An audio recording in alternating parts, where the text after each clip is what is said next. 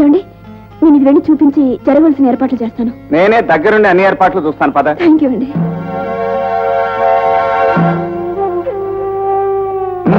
త్వరగా ఎక్కించండి.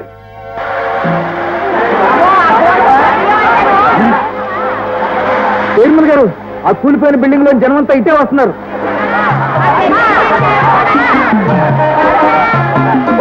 ఆ సామాన్ లోపల పెట్టేసి డోర్ మూసేసి వారిని బయటికి తీసుకోండి.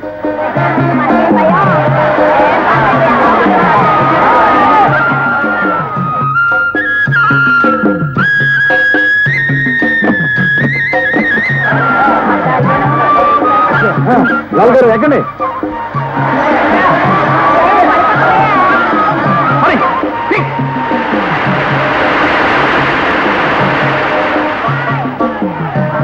ఆగండి ఆగండి ఆగండి.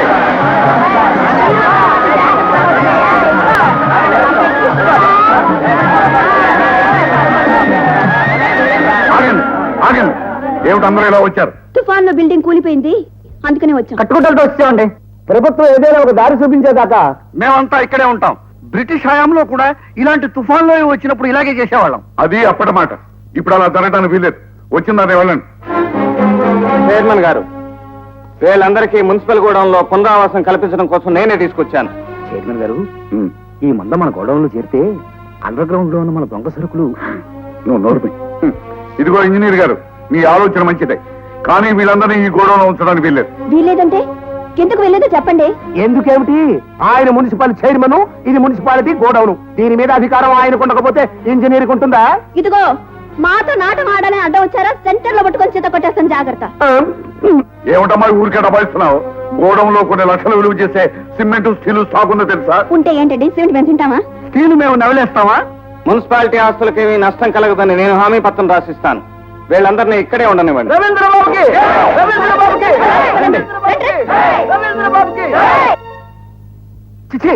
ఈ కూర ఎలాగైనా ఉంటాం, ఈ భోజనం కుక్కలు కూడా గలవు. చాలా ఊరుకోండి, మీరు ఇలా అంటారనే ఈ కూర పక్కింటి స్టూడెంట్ కురోడికి పెడితే పళ్ళెం కూడా నాకేశాడంట. కురాడు నీకు తెలీదు, కొత్తగా వచ్చాడు. ఈ తొక్కుడు పచ్చడి ఎలాగైనా చేయడం నీ మొహంలో ఉంది. నాది మీకు ఎప్పుడు నచ్చదు. వెనకటి వెంకట్రావుకి ఈ పచ్చడి పెడితే రాత్రికి కూడా కొంచెం పెట్టమ్మా అని అడిగాడు. ఇదిగో, నువ్వు వండిన వంట నాకంటే ముందుగా పక్కింటి వాడుకో వెనకింటి వాడుకో పెట్టావో నీ తోలు వచ్చేస్తాను. పోనీ నీకు పెట్టి పెట్టనా? అబ్బా, ఈ రోజు నుంచి ఇంట్లో పరాయి మొగాడు ఊసత్రానికి వీలు అంతే. ఎప్పుడు సనుగుడు.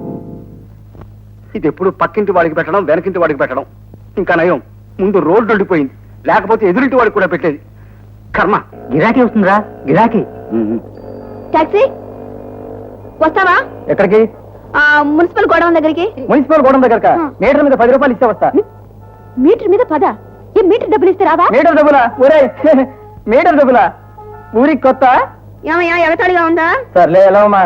నా దగ్గర పెట్టుకోవద్దు, సెంటర్ లో పట్టుకొని చేత కొట్టేస్తాను, జాగ్రత్త. పద, వేరే టాక్సీ దగ్గరికి వెళ్దాం. సరే పద. పొద్దునే మంచి దారం తగిలింది. ఏమయ్యా, వస్తావా? ఆడు చెప్పాడుగా మీటర్ మీద 10 రూపాయలు ఇస్తే వస్తానని. నేను అంతే. ఎక్కడ దొరికారయ్యా నాకు? చాలే, ఎలా ఉమ్మా? పొద్దునే మంచి గిరాకీరా. టాక్సీ వస్తావా? మీటర్ మీద 10 పెడతావా? సరే పెడతాను, పద. అయితే సిట్టు సనేసి పద. మరి మోటో కిలో పుట్టు. సరైన గిరాకిరా. నగర్ గారా, ఇక్కడే ఆపండి ఆపండి. తాపుతా. డౌను డౌన్ బాబు. ఏమన్నా డ్రైవర్ గారు వెనకాల కలుపుతారు మళ్ళా? తీస్తా.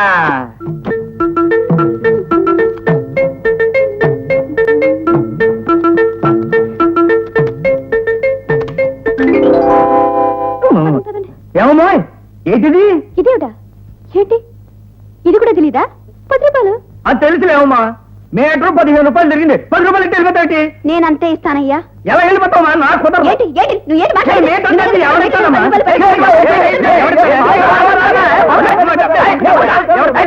బాబు, మీ నాయన చెప్పండి, పెద్ద మనుషులుగా ఉన్నారు. ఆ కోర్టు ఎక్కువ మాక.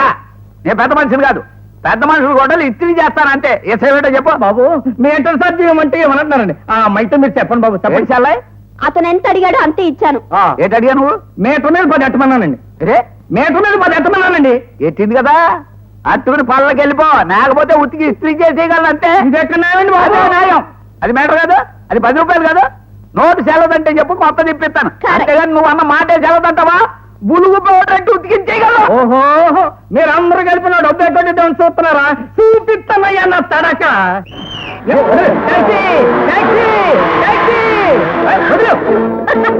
చూసారా మన తడక? మర్యాదగా మీరు ఇవ్వాల్సిన డబ్బులు ఇస్తే సరే, లేకపోతే ట్యాక్సీలు బంద్, ట్రాఫిక్ బంద్, మీరు ఇక్కడ బంద్. మీటర్ డబ్బులు ఇవ్వమంటే వినంటారు సార్. అబద్ధం. అతను మీటర్ డబ్బులు అడగలేదు. మీటర్ మీద 10 పెట్టమన్నాడు.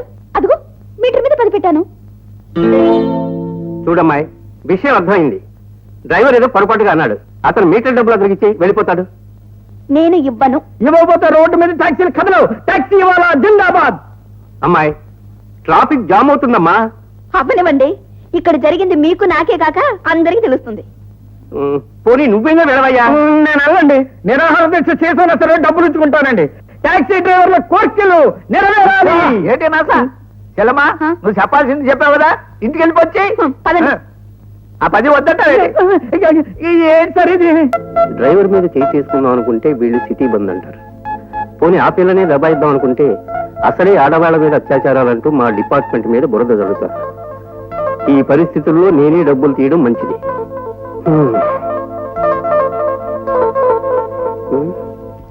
చూడు, నీ మీటర్ డబ్బులు నీకు ఇస్తున్నాను కానీ ఇక వెళ్ళు.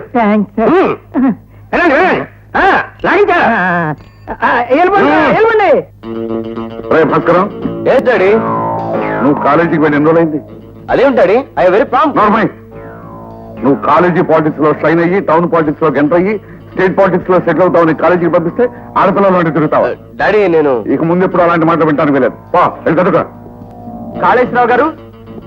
రామయ్య లాల్ రా రా రా. కూర్చో. ఏం కూర్చోవడం ఏమిటో, మగుళ్ళు కూర్చు తీసుకురాకుండా ఖాళీలా. ఇలాంటి విషయాలు నిదానంగా మాట్లాడుకోవాలయ్యా. విషయం చెప్పు. మగుళ్ళు కూర్చు తీసుకురాకుండా ఖాళీ లారీలు తెచ్చేవేమిటయ్యా అని పార్టీ ప్రెసిడెంట్ గారు నన్ను కోపడ్డారు. ట్రాన్స్పోర్టేషన్ కష్టం అయితే ప్రెసిడెంట్ గారి కారు ముందు పెట్టి వెనక లారీలో సామాన్ తీసుకురామన్నారు. అది కాదయ్యా, అనుకోకుండా వరద బాధితుల పేరుతో కూలి జనం వచ్చి ఆ గోడౌన్లో చేరారు.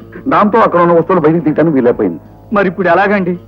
ఈ సంగతి ఆయన గారికి తెలిస్తే ఆయన మిమ్మల్ని కూడా బ్రతకనివ్వరు. సింగపూర్ నుంచి కొత్త సరుకు దిగుమతి అవబోతుంది. అది మార్కెట్ లోకి వస్తే ఈ వస్తువుల రేటు పడిపోయి నష్టం వస్తుందని మీతో చెప్పమన్నారు. ఇప్పుడు సామాన్ అక్కడి నుంచి తీస్తే చాలా ప్రమాదం సార్. తీయకపోతే నాకు ప్రమాదం సార్. పోనీ మీకు వీలు పడిపోతే ఆ డబ్బు తిరిగి ఉండి ఆయన గారికి ఇచ్చేస్తాను. ఇదిగో, అనవసరంగా నువ్వు కంగారు పడకయ్యా. కాళేశ్వరరావు గారు ఏదో ఒక ఉపాయం ఆలోచించి ఆ సరుకు అక్కడికి చేరుస్తారని కాస్త ఆయనకి నచ్చ చెప్పవయ్యా. అలా చేయవయ్యా, అలా చేయి. ఏమిటో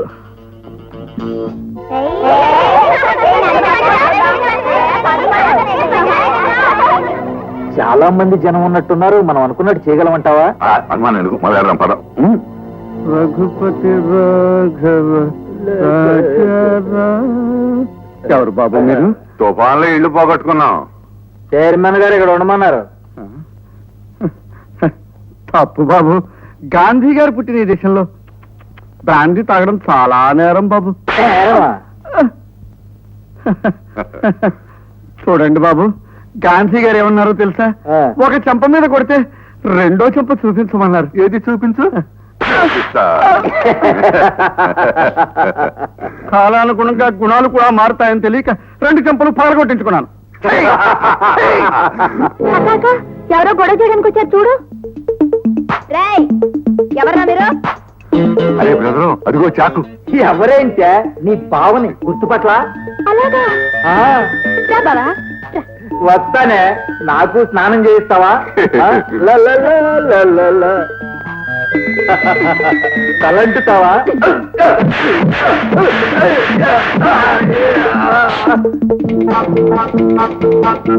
శాంతి శాంతి శాంతి ఏంటని నాతో పెట్టుకున్నారంటే సెంటర్ లో పట్టుకొని చేత కొట్టేస్తాను. జాగ్రత్త. ముందు నిన్ను చేత కొడతానే.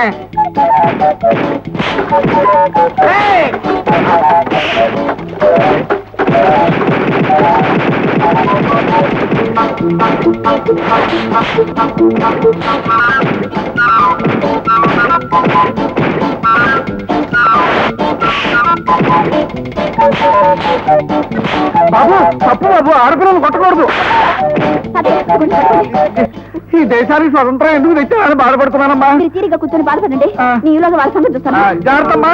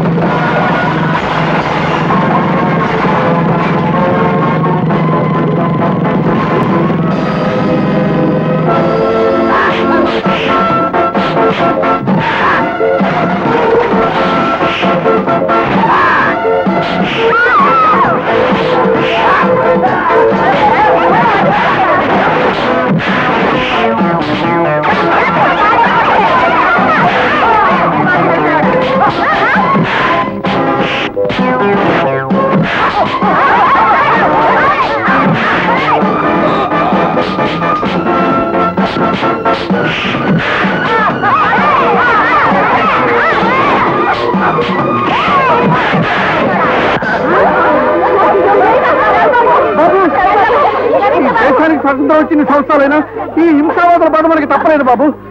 ఎంత పనైంది. జాగ్రత్త, మెల్లిగా.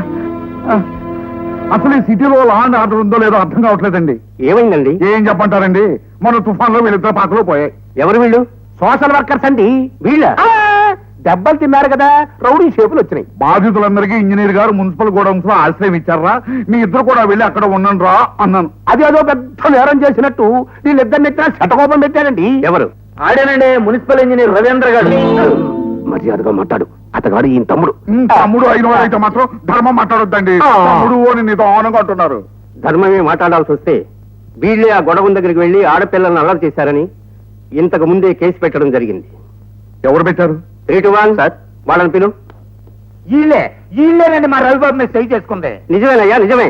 కానీ మున్సిపల్ ఇంజనీర్ గారే దౌర్జన్యం చేశారని వీళ్ళు కేసు పెడుతున్నారే. ఎవడా మాట అన్నది? బ్లీచింగ్ పౌడర్ అంటే ఉతికీయగలను. ఈ కౌన్సిలర్ ఇక్కడ ఉండగా అబద్ధాలు ఆడతారే. ప్రశ్నలు వేయద్దు అని సమాధానం చెప్పు. స్వాతంత్ర యోధుడిగా నా దేశం మీద ప్రమాణం చేసి చెప్తున్నాను. బ్రిటిష్ వాళ్ళలాగా వీళ్ళంతా మా మీద తిరగబడితే అల్లూరు సీతారామరాజు లాగా ఆ రవీంద్రబాబు వచ్చి మమ్మల్ని ఆదుకున్నాడు. వీళ్ళిద్దరు ఉట్టి ఎదవాలండి, వీళ్ళ మాట నమ్మకండి. అవునండి, ఆడపిల్ల తానం చేస్తుంటే తాళాల దొడ్లే కలపోయారండి రౌడీ సచ్చినోళ్ళు. పైగా నన్ను ఓ చంపని కొడితే గాంధీ గారు అడుగుజాడల్లో రెండో చెప్పు చూపించాను. మొదటి దానికంటే గట్టిగా కొట్టారు సార్. అంతేకాదండి, ఇట్లాంటి తప్పుడు పనులు చేస్తారా ఎదవల్లారా? ప్రశ్నించినందుకు మా ఇంజనీర్ బాబుని కత్తితో పడిచారండి. అవునండి, అతగాడు ఇప్పుడు ప్రభుత్వ ఆసుపత్రిలో చికిత్స పొందుతున్నాడు. నేను ఈ దేశానికి స్వతంత్రం ఎందుకు తీసుకొచ్చానా అని ఇక్కడ విచికిత్స పొందుతున్నాను. 3 to 1 వీళ్ళు లాకప్ లో పెట్టు. సార్. అదేమిటండి, న్యాయం కోసం వస్తే చటకోపం మానెత్తులు పెడతారేమిటి? మీ అన్నదమ్ములు ఇద్దరు కలిసి రాజ్యం వెళ్దాం అనుకుంటున్నారా? రైట్, మీకేం పర్వాలేదు, నేనున్నాను. పదండి. గాయపడిన రవీంద్ర ప్రభుత్వ ఆసుపత్రిలో ఉన్నాడన్నారు కదా? అవునండి. ఓకే.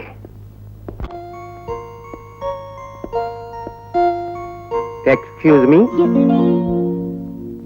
మీరా? ఆగండి, ఎందుకు వచ్చారు లోపలికి?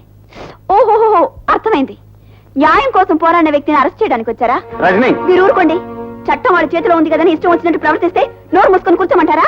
చూడమ్మాయి, నువ్వెందుకు అలా రెచ్చిపోతున్నావో నేను తెలుసుకోవచ్చా? నిరభ్యంతరంగా. అక్కడ కొట్లాట జరగడానికి కారణం ఇంజనీర్ గారు కాదు. ఆ చైర్మన్ మనుషులు కావాలని గొడవ చెయ్యాలని గోడౌన్ దగ్గరికి వచ్చారు. ఇదేమిటి, నేను అడ్డుపడితే ఈయన గాయపరిచి పారిపోయారు. చూడండి ఎంత గాయమైందో. అది కాదు రజని, ఆయన ఏమిటండి నాకు తెలుసండి. అన్న చైర్మన్ గారు ఏజెంట్. డబ్బు గల వాళ్ళని చూసి భయపడే పోలీసు మిమ్మల్ని అరెస్ట్ చేయడానికి వచ్చారు, అంతే కదా? సరేనమ్మాయి, నేను చైర్మన్కి ఏమవుతానో చెప్పావు. ఇంతకీ అతను నీకేమవుతాడు? ఏమవుతారా? ఈయన నాకేమవుతారా? రజని, ఊరుకోండి, మీరు ఎందుకు కంగారు పడతారు? ఈ పోలీసులను చూసి నాకేం భయం లేదు. ఇన్స్పెక్టర్ గారు, ఆయన నాకేమవుతారని కదా మీరు అడిగింది? అవునమ్మా, అదే అడిగాను. ఆయన నాకు మూడవుతాడు. అన్నయ్య, అది తను తమ్ముడు. నాకు అర్థమైందిలే. తమ్ముడు? అన్నయ్య? అయ్యో, నమస్కారం అండి. Good morning, good evening, good bye. That's all right. తమ్ముడు, నువ్వు ఒంటరిగా ఉంటావని తోడు కోసం వచ్చాను. కానీ నిన్ను ఒంటరిగా విడిచిపెట్టి వెళ్ళడమే మంచిదని తోచి వెళ్ళిపోతున్నాను. యాహూ!